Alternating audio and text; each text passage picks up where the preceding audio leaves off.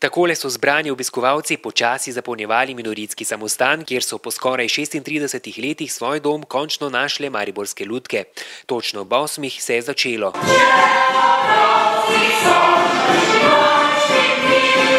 Lutke so navdušeno in hudomušno prepevale v svojem novem prostoru.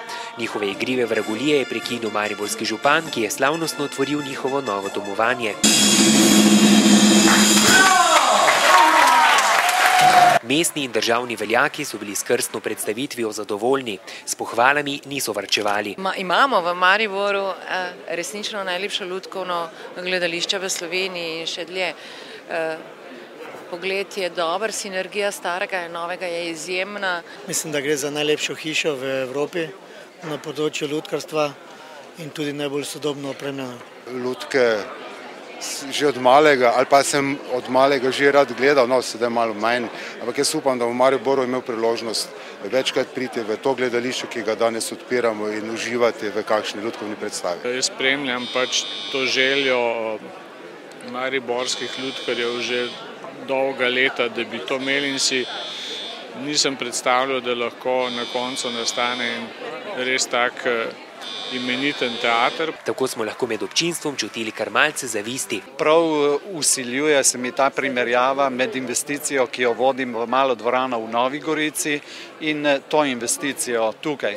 Mislim, da je delo tudi v tehničnem smislu kot infrastruktura zelo dobro upravljeno, v gradbeno-obrtniškem smislu, da je dobra tonska in pa lučna oprema. Ob pogledu na sijoče lutke, ki so poplesavali v ritmu melodije, so se marsikomu obudili spomini na dobre stare čase. Vem, da se ta projekt naslanja na neko davno tradicijo v Mariboru. Prav je, da so bili tudi nekako nosilci te tradicije danes tukaj. Tinček Varl, moj sosed, jaz sem pri njem tudi nastopal.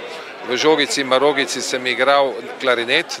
Ob koncu predstave si je nekoliko odahnila tudi direktorica lutkovnega gledališča. Jaz mislim, da je to lep večer, da smo pokazali, kar je treba pokazati, razkošje z gledališkega stališča, razkošje te hiše, pa seveda zdaj bo pa priložnost tudi za ostale prostore. Če želite sedeže novega gledališča preizkusiti tudi vi, se lahko udeležite brezplačnega vikenda odprtih vrat. Že danes je lahko na velikem odru ogledate kabaret Jelenova mast, v mali dvorani pa lutkovno predstavo Ostržek.